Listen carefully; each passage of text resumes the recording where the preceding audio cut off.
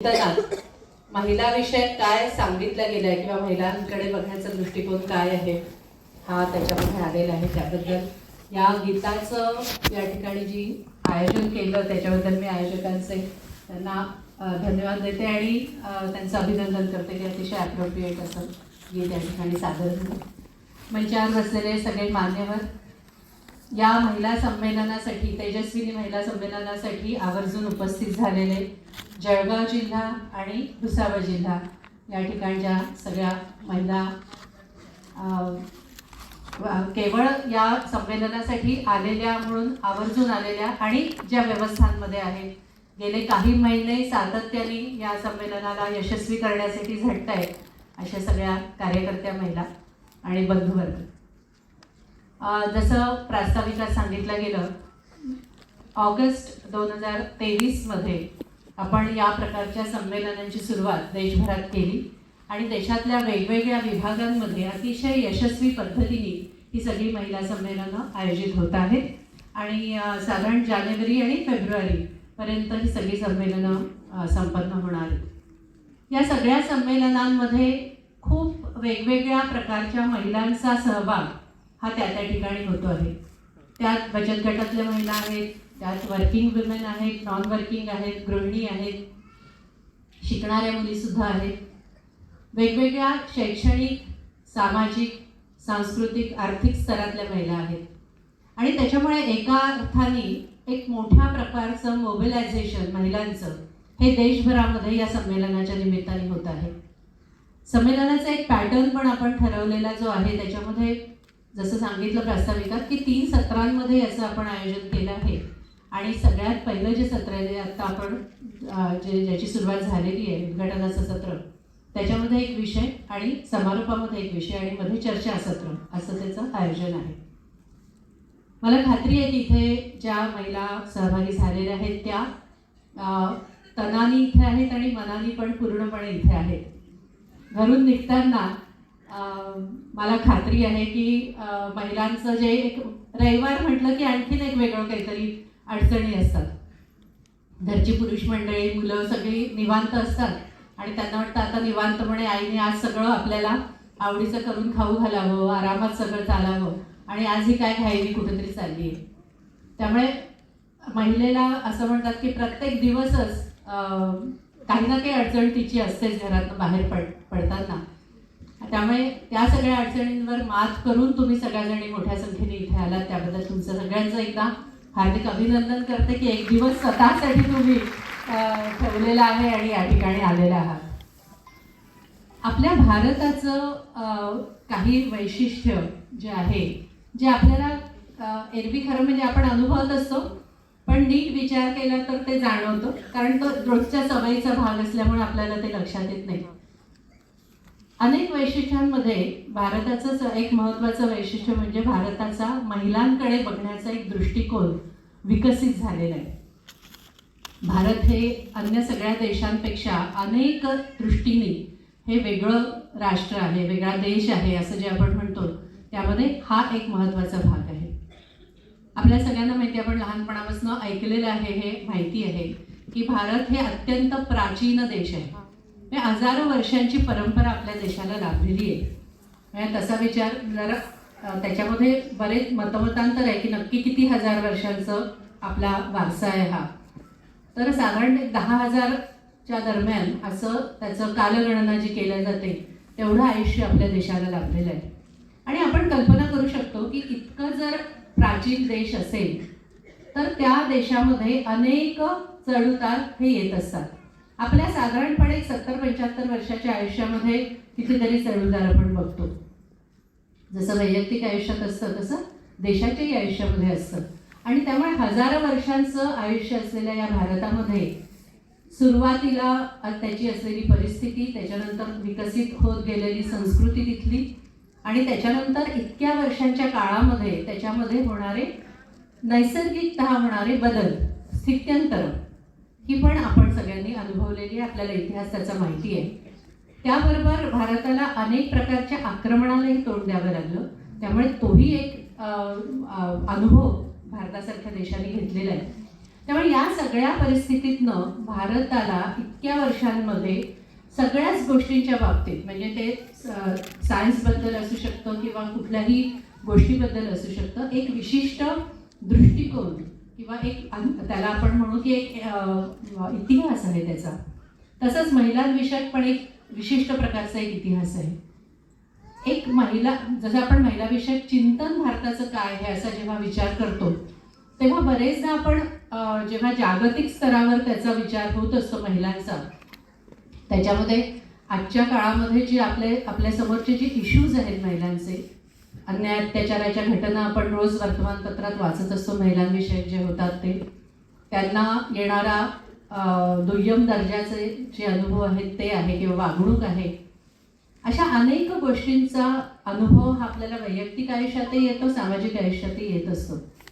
या सगळ्या गोष्टींचा जेव्हा विचार करतो आपण त्यावेळेला हे असं का असं जेव्हा आपण विचार करतो त्यावेळेला बरेचदा जागतिक स्तरावर ज्या पद्धतीचा विचार विनिमय किंवा मांडणी होते त्यात भारत हा एक मागासलेला देश आहे.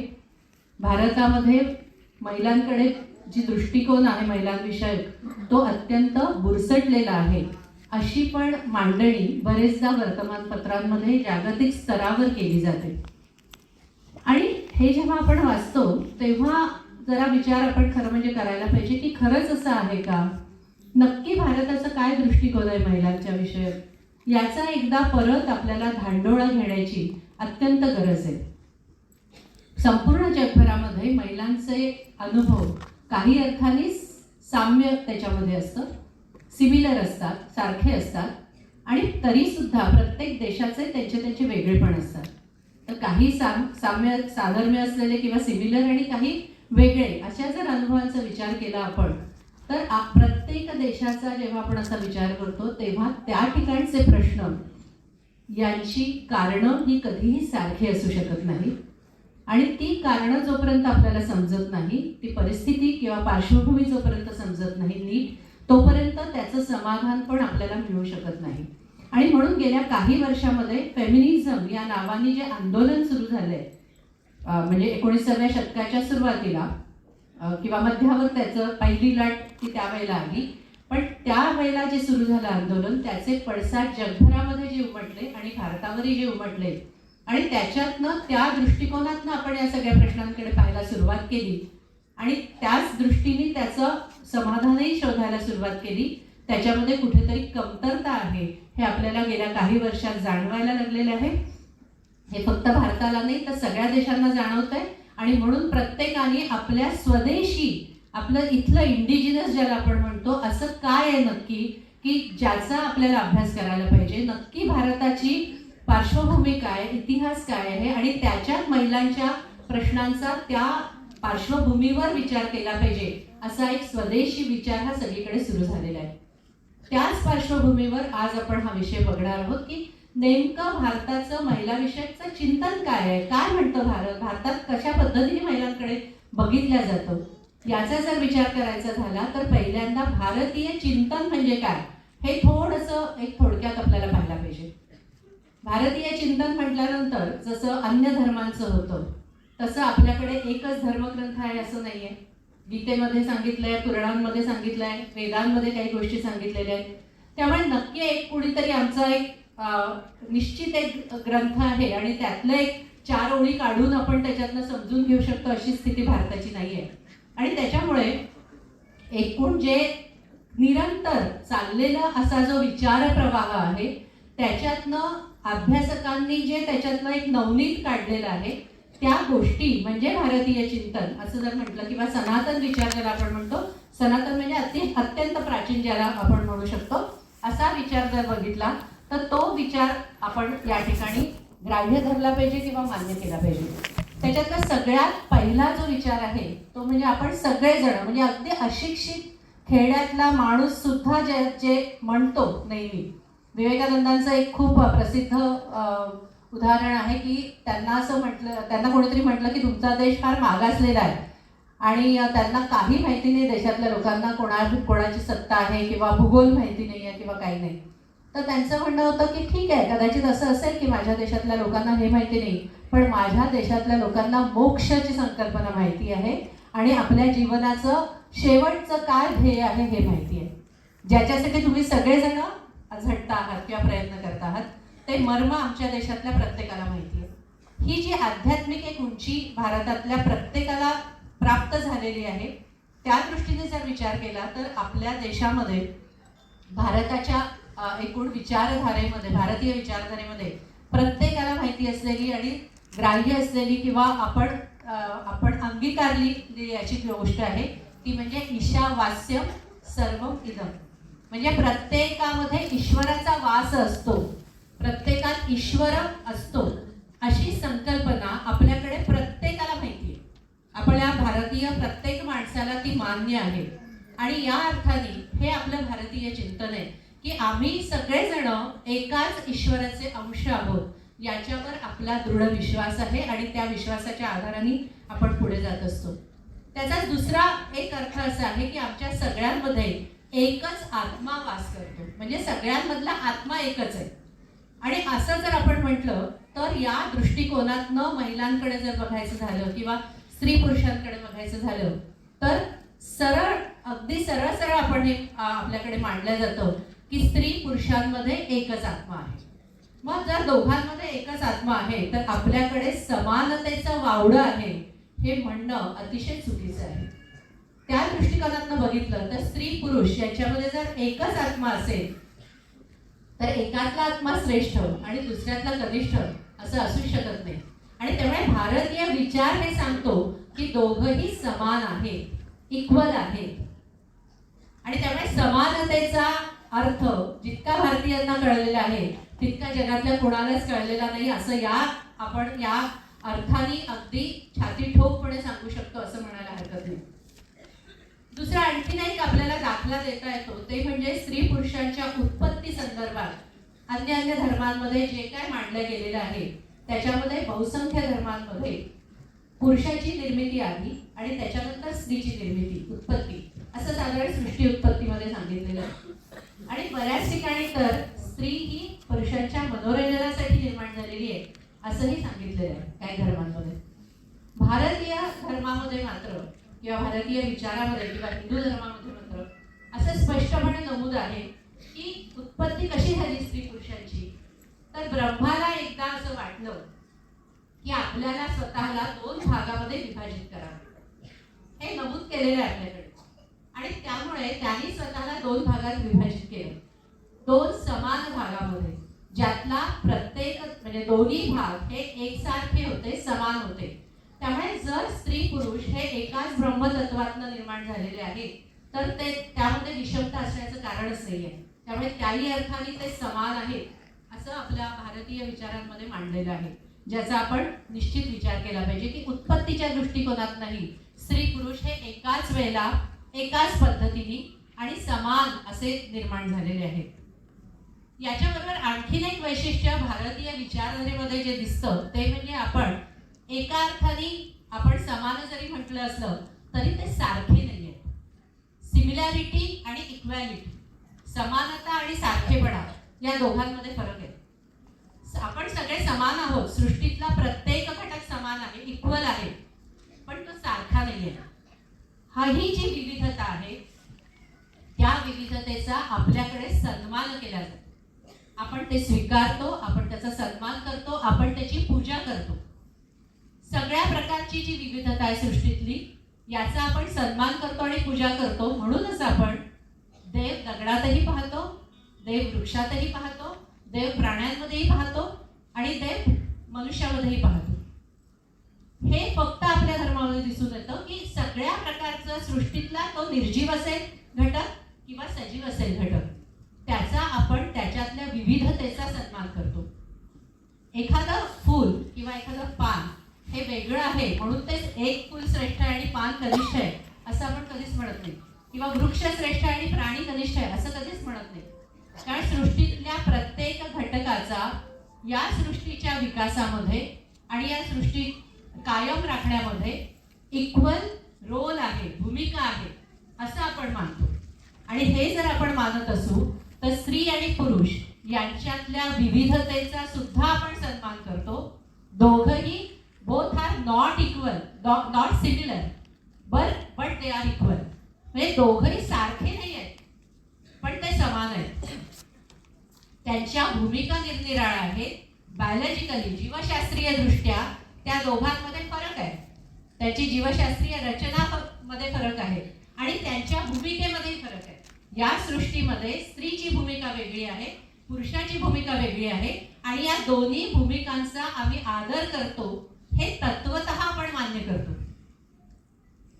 आणि हा जो वेगवेगळ्या भूमिका आहेत त्यांचा आदर केल्यामुळेच आम्हाला दोघांना एकमेकांची नक्कल करण्याची गरज भासत नाही.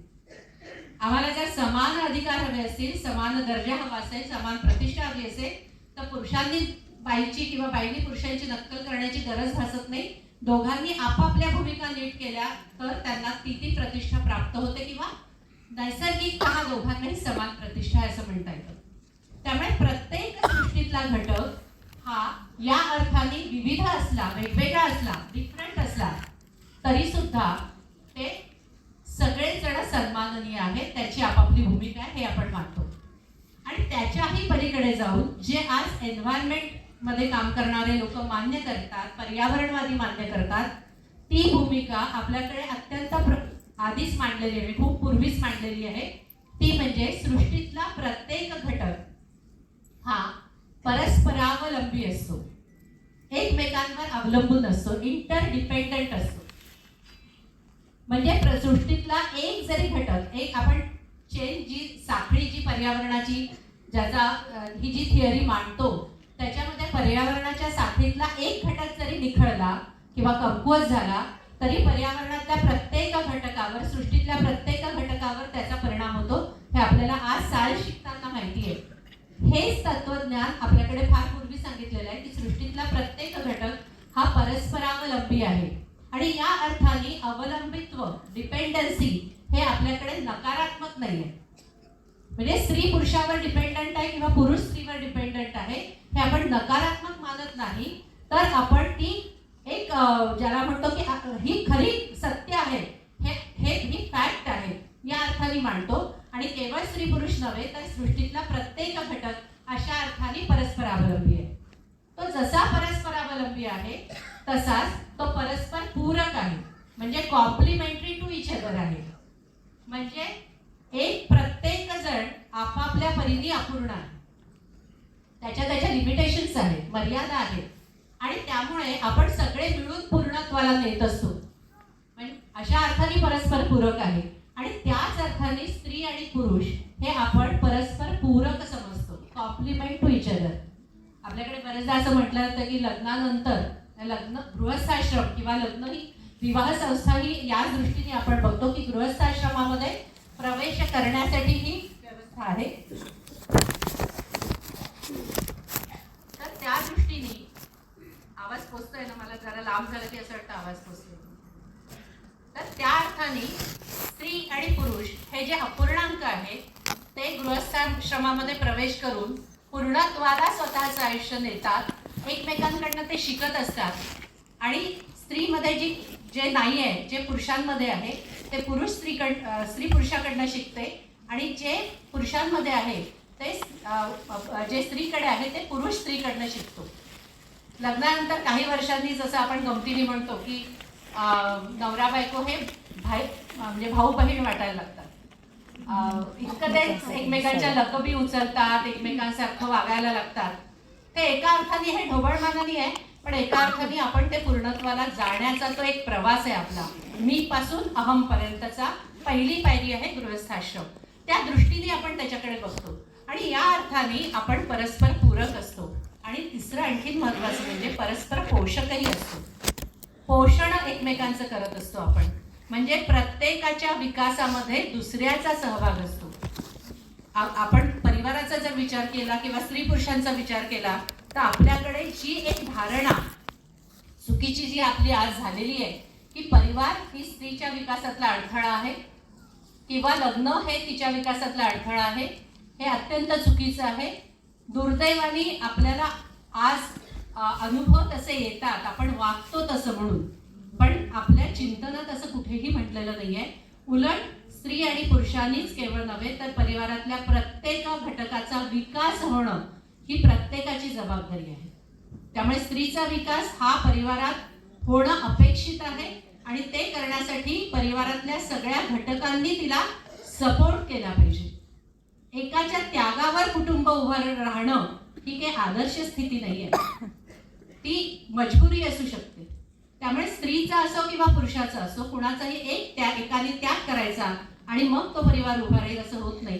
प्रत्येकाने एकमेकांच्या विकासामध्ये सहभागी होऊन प्रत्येकाचा विकास करणं ही विकासाची संकल्पना आपल्याकडे आहे आणि म्हणून आपल्याकडे स्पायरल विकासाची एक संकल्पना मांडलेली आहे.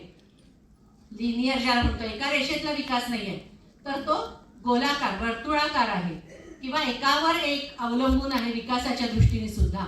ही विकासाची संकल्पना भारतीय आहे आणि म्हणून त्या दृष्टिकोनातनं जर बघितलं तर स्त्री पुरुषांचा विकास हा एकत्र राहून परिवारामध्ये होणं हे अपेक्षित आहे. दुर्दैवाने आज अनेक परिवारामध्ये आपण त्या पद्धतीने वागत नाही, ही शोकांतिका. त्यामुळे ही पण एक संकल्पना भारतीय आहे. त्याच्यानंतरची एक अतिशय वैशिष्ट्यपूर्ण संकल्पना आहे ती म्हणजे ऋण संकल्पना. आपल्याकडे आपण पितृऋण, मातृऋण, भातृऋण किंवा समाज ऋण हे सगळं मानतो. ही ऋण कल्पना आपल्याला कर्तव्याचा बोध देते. अनेक विचार प्रवाह असे आहेत, विशेषतः पाश्चात्य विचारांमध्ये राईट्स किंवा अधिकारांचा जास्ती बोलबाला केला जातो, अधिकारांबाबत जास्ती बोलल्या जातं. त्याच्या उलट भारतीय विचारामध्ये कर्तव्य हे श्रेष्ठ मानल्या जातात. आणि हे जे कर्तव्य आहेत परिवारामध्ये, हे प्रत्येकाने आपापली कर्तव्य हे पार पाडले पाहिजेत. ते स्त्रीचं कर्तव्य असेल, पुरुषाचं कर्तव्य असेल, ते दोघांनी पार पाडलं पाहिजे. त्यामुळे अधिकारांच्या बरोबरीने किंवा त्याच्यापेक्षाही जास्ती कर्तव्यांबद्दल विचार करणं हे आपल्याकडे मांडलं जातं. असं म्हणतात की इंडिव्हिज्युअल जो असतो, व्यक्ती जो असतो, त्यांनी समाजाचं हित कसं होईल याचा विचार केला पाहिजे. त्याच्या उलट समाजाने प्रत्येक व्यक्तीचं हित कसं होईल याचा विचार केला पाहिजे. एकमेकांनी एकमेकांच्या हिताचा जर विचार केला आणि त्यानुसार जर वागलो तरच तो समाज उन्नत होतो किंवा विकसित होतो, अशी संकल्पना आपली आहे. त्या दृष्टीने याच्याकडे बघितलं पाहिजे आणि ते स्त्री पुरुषांना सुद्धा लागू आहे. आणि त्याच्यामुळे आपण दोघांनी एकमेकांशी केवळ परिवारात नव्हे तर समाजातही वेगवेगळ्या ठिकाणी वावरताना याचं भान ठेवणं हे अत्यंत महत्त्वाचं आहे. आणि त्याच्याबरोबर आणखीन एक जी संकल्पना आहे ती दंपती संकल्पना. दाम्पत्य आपल्याकडे समाजाचा मूलभूत घटक हा परिवार आहे, व्यक्ती नाही आहे. आणि त्याच्यामुळे आपण जर बघितलं तर दंपती ही संकल्पना, दाम्पत्य ही संकल्पना ही आपल्याकडे रूढ आहे एका अर्थाने. एकदा गृहस्थाश्रमात प्रवेश केल्यानंतर एकट्याला मान्यता नाही आहे. आपण पूजेला जेव्हा बसतो तेव्हा जर बायको बरोबर नसेल तर सुपारी ठेवायला सांगतात. स्त्री आणि पुरुष, पती आणि पत्नी या दोघांचंही सगळीकडे तेवढंच महत्त्व आहे. हे आपण परत एस्टॅब्लिश करण्याची गरज आहे, जे आज दुर्दैवाने नाही आहे. आणि त्याच्यामुळे या सगळ्या गोष्टी भारतीय चिंतनामध्ये आहेत हे आपण पहिल्यांदा जाणून घेतलं पाहिजे, समजून घेतलं पाहिजे. आणि जेव्हा आपण असं म्हणतो की हे आमच्या तत्वामध्ये आहे किंवा चिंतनामध्ये आहे आणि त्या दृष्टीने आपण स्त्रीकडे बघतो, तर हे केवळ आपल्या तात्विक गोष्टींमध्ये होतं का, इतिहासामध्ये सुद्धा? तर असं नाही आहे. भारताचा जर इतिहास बघितला तर भारताच्या इतिहासामध्ये प्रत्येक शतकात अशी अनेक उदाहरणं आपल्याला दिसतात स्त्रियांची की त्यांनी या सगळ्यांचा एक परिणाम जो झाला समाजावर, की ज्यामध्ये स्त्री आणि पुरुष याच्यामध्ये कुठेही भेद नसल्यामुळे ती पण समाजाच्या सगळ्या सगळ्या क्षेत्रांमध्ये पुढाकार घेत होती किंवा सगळ्या प्रकारचं शिक्षण घेत होती. ज्याला परिपूर्ण आयुष्य म्हणतो ते ती उपभोगत होती, जगत होती. अशी उदाहरणं आपल्याला अगदी वेदकाळापासून दिसतात. मधल्या काळामध्ये थोडं प्रमाण कमी जास्त आपल्याला दिसतं, पण एकही शतक भारतामध्ये असं नाही, अगदी आक्रमण काळामधलं सुद्धा, की ज्या वेळेला अशा प्रकारच्या स्त्रिया भारतामध्ये दिसत नाहीत आपल्याला. हे वैशिष्ट्य आहे भारताचं. वेदकाळात इंद्राच्या पत्नी इंद्राणीचं उदाहरण आपल्याला सगळ्यांना माहिती आहे. तिला स्त्रीमुक्तीची पहिली उद्गाती म्हटलं जातं. एक उदाहरण त्याचं दिलं जातं. कथा त्याच्याबद्दलची अशी आहे की इंद्राणी हिला का म्हणतात स्त्रीमुक्तीची पहिली उद्गाता? इंद्र एकदा लढाईवर गेलेला होता आणि सगळं सैन्य त्याच्याबरोबर होतं आणि त्यावेळेला त्याच्या राज्यावर एकाने आक्रमण केलं. अशा वेळेला इंद्राणी ही पहिली स्त्री आहे जिने स्त्री सैन्य उभं केलं आणि स्त्रियांना हे सांगितलं की केवळ चूलमूल आणि परिवार हे आपलं क्षेत्र नाही आहे, तर आपल्या राज्याचं रक्षण करणं हे सुद्धा आपलं कर्तव्य आहे. आणि तिने त्यावेळेला युद्ध केले आणि त्यात ती जिंकलेली आहे. अशी अनेक उदाहरणं वेदकाळात दिसतात. स्त्री इंद्राणी ही इंद्राची पत्नी होती म्हणून तिला तो अधिकार होता किंवा समज होती असं आपण म्हणून. तर अशी अनेक उदाहरणं वेगवेगळ्या समाजाच्या वेगवेगळ्या विभागातल्या स्त्रियांची आहे. इतरा हे नाव आपण सगळ्यांनी ऐकलं असेल. इतरा ही एका ऋषीची पत्नी होती. ती होती शूद्र त्या काळातल्या वर्णव्यवस्थेप्रमाणे. आणि ऋषींनी जेव्हा तिच्याशी विवाह केला त्याच्यानंतर हळूहळू त्यांना त्याची लाज वाटायला लागली आणि ते तिला न घेता बाहेर जात असत. त्यावेळेला हा अपमान सहन न होऊन इतरांनी ते घर सोडलं, त्यांचा त्याग केला ऋषींचा आणि आपला मुलगा महिदास याला घेऊन ती बाहेर पडली. आणि आपल्या सगळ्यांना माहिती आहे हा पुढे महिदास यांनी ऐतरेय याची रचना केली आहे, ब्राह्मणाची रचना केलेली आहे. त्यामुळे ऐतरेय म्हणजे इतरेचा मुलगा. त्यांनी वडिलांचं नाव लावलं नाही, ऋषींचं नाव लावलं नाही आणि इतरेचा मुलगा म्हणून तो प्रसिद्ध झाला. अशी अनेक उदाहरणं वेदकाळात तर खूपच सापडतात, पण पुढच्याही काळामध्ये आपल्याला दिसतात. आणि त्याच्यामुळे या सगळ्या उदाहरणांचा जर विचार केला तर अगदी रामायणातल्या कैकईचं आपण केवळ वनवासाला पाठवणारी म्हणून म्हणतो, पण ती अतिशय युद्धकुशल होती हे आपल्याला माहिती आहे. युद्धामध्ये तिने दशरथाच्या बरोबर ती राहिलेली आहे. तारा ही राणी राजनीतीमध्ये निपुण होती. आणि पुढच्या काळामध्ये जर बघितलं तर आपण बौद्ध जैन संप्रदायामध्ये इतक्या मोठ्या मालिका दिसते महिलांची की ज्यांनी तिथे रचना करून ठेवलेल्या आहेत. त्याच्यामध्ये महाप्रजापती आहे, गौतमी आहे, सेमा आहे, अशी अनेक नावं दिसतात.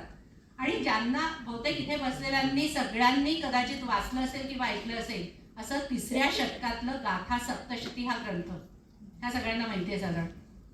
याच्यामध्ये तर अनेक कवयित्री आपल्याला दिसतात, म्हणजे स्त्रियांनी लिहून ठेवलेलं त्याच्यामध्ये कितीतरी मोठं साहित्य आहे. त्यामुळे त्यांना लिहिता वाचता येत नव्हतं असा जो आपल्याला समज आहे तो सगळा आपला पार दूर होतो हे सगळं जर बघितलं तर. 7व्या शतकामधली विजयंका नावाची जी स्त्री आहे तिला साक्षात सरस्वती म्हटल्या गेलेलं आहे. आणि अक्का महादेवी जी 11व्या शतकातली आहे किंवा गोथाई यांच्याबद्दल आपल्याला सगळ्यांना माहिती आहे. अलीकडच्या काळातल्या सगळ्या स्त्रिया आहेत. केवळ साहित्य क्षेत्र नव्हे तर बंगालमधली शास्त्रामध्ये निपुण असलेली क्षणवती किंवा गणितामध्ये निपुण असलेली लीलावती ही नावं सुद्धा आपल्या सगळ्यांच्या परिचयातली आहे. माउंट अबू इथे संगमरवरी मंदिर बांधणारी आर्किटेक्ट महिला श्रीदेवी ही 11व्या शतकातली आहे. आणि एवढंच नव्हे तर जे प्रवासी त्या काळामध्ये आपल्या सगळ्यांना माहिती आहे की भारत देश हा अत्यंत संपन्न होता त्या काळामध्ये. खूप मोठाले विद्यापीठ या ठिकाणी होते आणि लोक व्यापारासाठी आणि शिक्षण घेण्यासाठी लोक बाहेरच्या देशांमधून इथे येत होते. त्यावेळेला जे प्रवासी इथे आले त्यांनी जे लिहून ठेवलं आहे त्यांनी हे लिहिलेलं आहे की चाणक्य जो होता त्याचे अंगरक्षक जे होते त्याच्यामध्ये स्त्रिया अंगरक्षक होत्या. आणि या स्त्रिया अंगरक्षक हत्तीवरून, घोड्यावरून, रथावरून त्याच्याबरोबर जात असत असं त्यांनी लिहून ठेवलेलं आहे. ओरिसामध्ये भौमकारी साम्राज्य जे आहे त्याच्यामध्ये तर 9व्या शतकापासून 11व्या शतकापर्यंत सलगपणे स्त्री राज्य आपल्याला दिसतं, म्हणजे स्त्रिया राण्या झालेल्या आपल्याला दिसतात. हा सगळा इतिहास हा आपला इतिहास आहे. आपले पूर्वज स्त्रिया या पद्धतीच्या होत्या. आणि अलीकडच्या काळातले इतिहास सगळ्यांना माहिती आहे त्यामुळे त्याच्याबद्दल मी म्हणत नाही. पण या पद्धतीने सगळ्या क्षेत्रांमध्ये म्हणजे ते आर्किटेक्चर असो किंवा गणित असो किंवा खशास्त्र असो किंवा आणखीन कुठलंही असो याच्यामध्ये स्त्रिया भारताच्या या सगळ्या आपल्याला वावरताना दिसतात आणि आत्मविश्वासाने वावरताना दिसतात.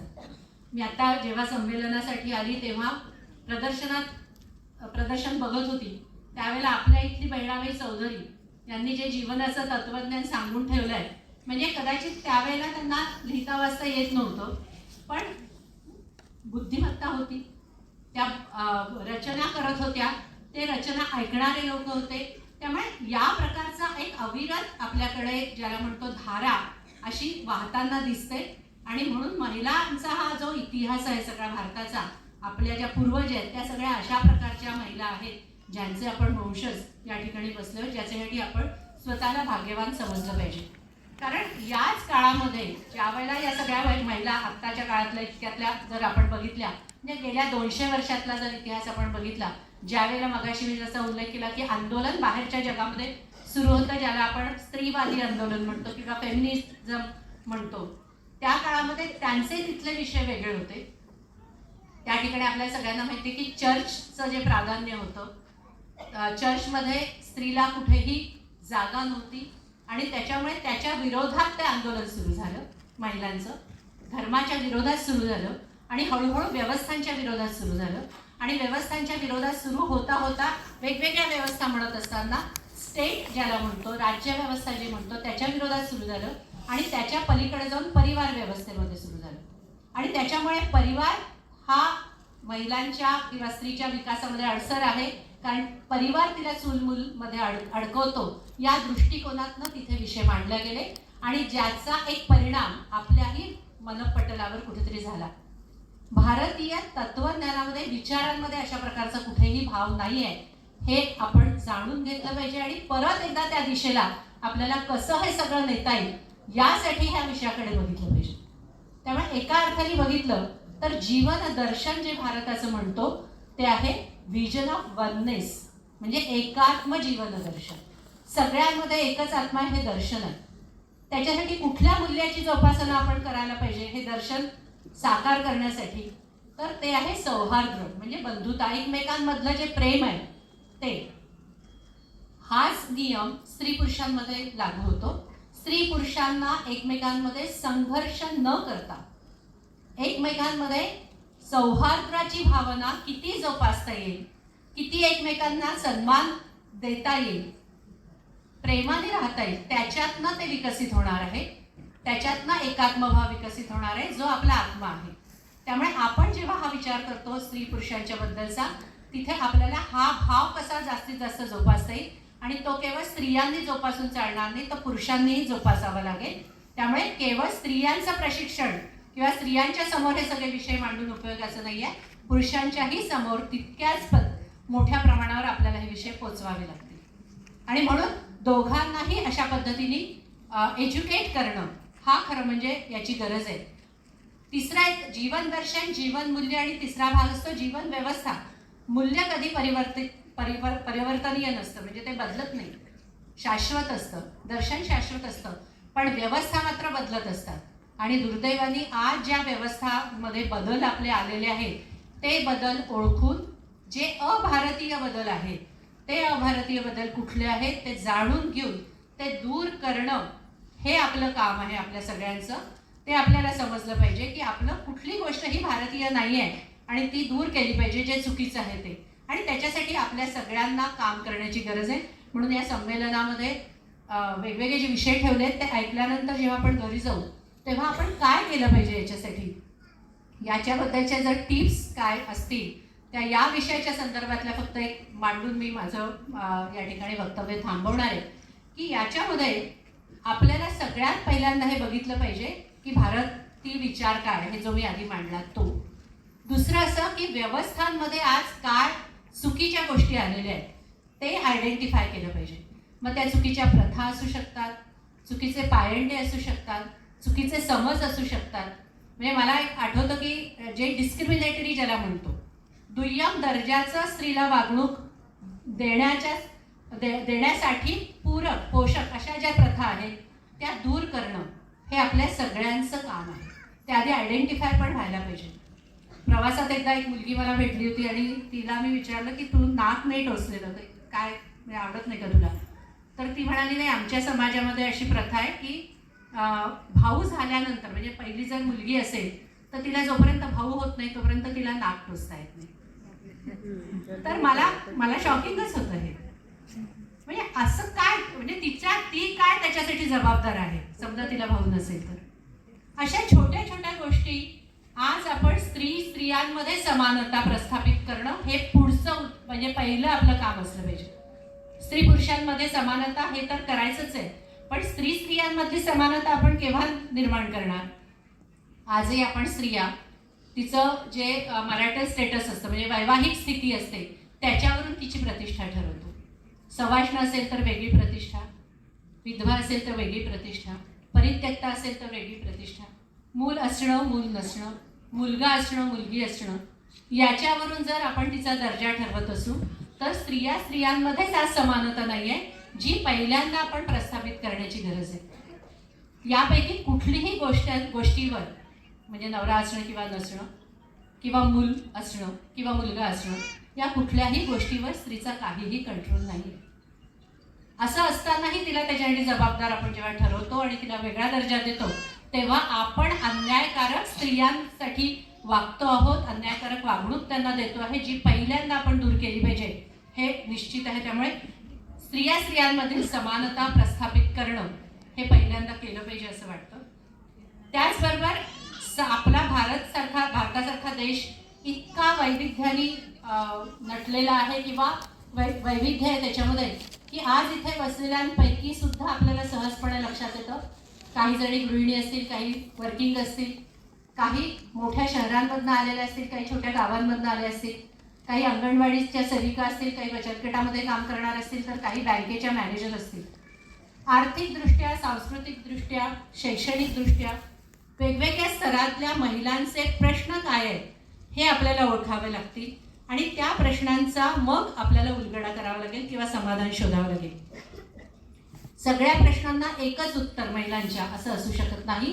प्रत्येक ठिकाणच्या महिलेच्या प्रश्नांचा हा वेगळ्या पद्धतीने अभ्यास करायला लागेल आणि त्याचा विचार करून त्याच्यासाठी काम करावं लागेल. त्यामुळे दुसरी जी गोष्ट आहे ती म्हणजे अशा प्रकारचा महिलांच्या प्रश्नांचा, त्याच्यातली व्यामिश्रता ज्याला आपण म्हणतो, कॉम्प्लेक्सिटी जी आहे प्रश्नांची, ती लक्षात घेऊन त्याच्यासाठी काम करणं हे खूप गरजेचं आहे. एकमेकांच्या विकासासाठी जेव्हा मदत करतो तसंच देशाच्या विकासामध्ये माझा सहभाग काय याचा विचार केला पाहिजे. जेव्हा आपण अधिकारांची गोष्ट करतो तेव्हा आपण जर कर्तव्य पार पडली तर अधिकार आपल्याला मिळू शकतात. महिलांनी फक्त अधिकारांचा विचार केला आणि जर असं म्हटलं की नाही आम्हाला हे अधिकार मिळाले पाहिजे, पण समाजाच्या विकासामध्ये जर शून्य कॉन्ट्रीब्युशन माझं असेल एक नागरिक म्हणून, तर आपण कुठल्या तोंडाने अधिकारांची गोष्ट करतो. त्यामुळे माझा परिवार याच्याबरोबर समाजामध्ये मी काय करते, समाजाच्या विकासामध्ये मी काय कॉन्ट्रीब्यूट करते याचाही विचार प्रत्येक महिलेने केला पाहिजे. याचा विचार करत असताना एक भान हे ठेवलं पाहिजे की माझ्या ज्या पूर्वज महिला आहेत त्यांनी तो केला, त्यांनी माझ्यासाठी काहीतरी काम केलं म्हणून मी आज घराच्या बाहेर पडू शकले, शिकू शकले, इथपर्यंत येऊ शकले.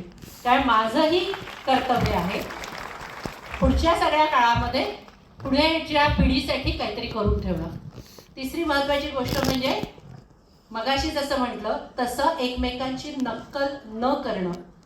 स्त्रियांनी पुरुषांची नक्कल करण्याची काही एक गरज नाही आहे आणि त्याच्यातनं इक्वॅलिटी नाही येऊ शकत. मग ते पेहरावाची नक्कल असेल किंवा तरुण पिढीला पण हे सांगण्याची खूप गरज आहे, ज्यांनी त्याचा कधी अनुभव घेतलेला नाही आहे गुलामगिरीचा किंवा एक दुय्यम दर्जाच्या वागणुकीचा महिलांच्या, किंवा महिलांनी जे आंदोलन केलं आज ज्या ठिकाणी आपण येऊन आलेलो आहे त्याच्या मागे खूप मोठा प्रवास महिलांनी त्या काळात केलेला, आंदोलन उभी केली, तेव्हा आज इथपर्यंत येऊन सावित्रीबाई फुलेंचं उदाहरण असेल किंवा आणखी अनेक उदाहरणं आहेत.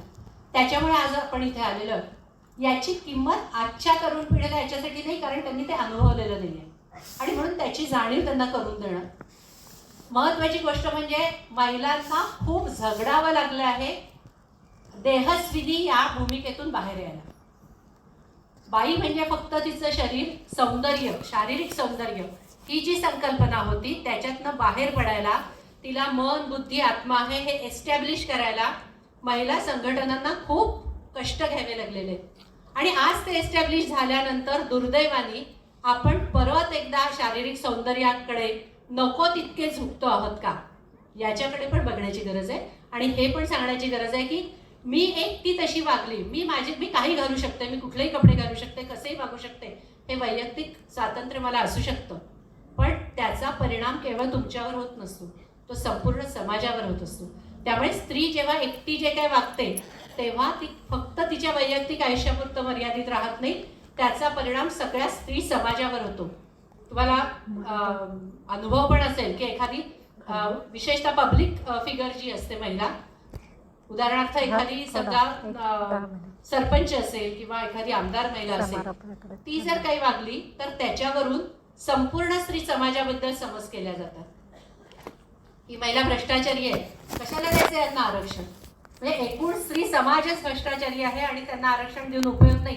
हे एक महिला भ्रष्टाचार जर करत असेल त्या सत्तेतली तर तिच्यावरून अन्य सगळ्या स्त्रियांवर त्याचा परिणाम होतो. एखादी शिकलेली मुलगी जर चुकीचं काहीतरी वागत असेल तर शिक्षण घेऊन काय उपयोग, स्त्रियांना कशाला शिकवायचं असं सरसकट स्त्री समाजाबद्दल बोललं जातं. त्यामुळे माझ्या वैयक्तिक आयुष्यामध्ये मी करते, मला काय गरज नाही इतरांचा विचार करायची असं स्वातंत्र्य स्त्रीला नाही आहे असं विचार करण्याचं. आपण प्रत्येक जण जबाबदारीने वागलं पाहिजे. मी एका स्त्री समाजाची प्रतिनिधी म्हणून इथे आहे याची जाणीव ठेवून आपल्या वैयक्तिक आयुष्यामध्ये सुद्धा त्या जबाबदारीने वागणं ही आपली आजची भूमिका असली पाहिजे, किंवा या पद्धतीचा एक मानसिक भूमिका आपली असली पाहिजे, मनोभूमिका आपली त्या दृष्टीने तयार केली पाहिजे असं मला वाटतं. आणि त्याच्यामुळे या सगळ्या गोष्टींचा वसा आज या संमेलनाच्या निमित्ताने आपण घेऊन पुढचा जो काळ आहे त्या काळामध्ये मी काय काय करू शकते या दृष्टिकोनातनं विचार करून काहीतरी एक निश्चित ठोस आपला निर्णय घेऊन या संमेलनातनं जाणं हे अपेक्षित आहे. भारतीय महिला अशा प्रकारचा एकूण कॉन्ट्रीब्युशन त्यांचं इतक्या काळामध्ये समाजामध्ये राहिलं आहे, म्हणूनच त्यावेळेचा भारत समाज हा उन्नत होता. देशातला 50% समाज ज्या वेळेला देशाच्या विकासामध्ये कॉन्ट्रीब्यूट करत नाही तेव्हा आपोआपच देशाचा एकूणच विकासामध्ये कमतरता येते. त्यामुळे देशाचा विकास जर अपेक्षित असेल तर आपण सगळ्यांनी कंबर कसून त्याच्यासाठी लागलं पाहिजे, त्या विकासामध्ये सहभागी झालं पाहिजे असं आव्हान मी पुन्हा या संमेलनाच्या निमित्ताने आपल्या सगळ्यांना करते आहे. आणि माझं जरा उशीर झाला आपल्या सगळ्या कार्यक्रमाला आणि त्यामुळे थोडं लांबलेलं भाषण या ठिकाणी थांबवते. आयोजकांना खूप खूप धन्यवाद की त्यांनी तुमच्याशी संवाद करण्याची ही संधी मला या ठिकाणी उपलब्ध करून दिली. तुम्ही सगळ्यांनी अत्यंत शांतपणे माझं म्हणणं ऐकून घेतलं त्याबद्दल आपलेही खूप खूप आभार. थँक्यू.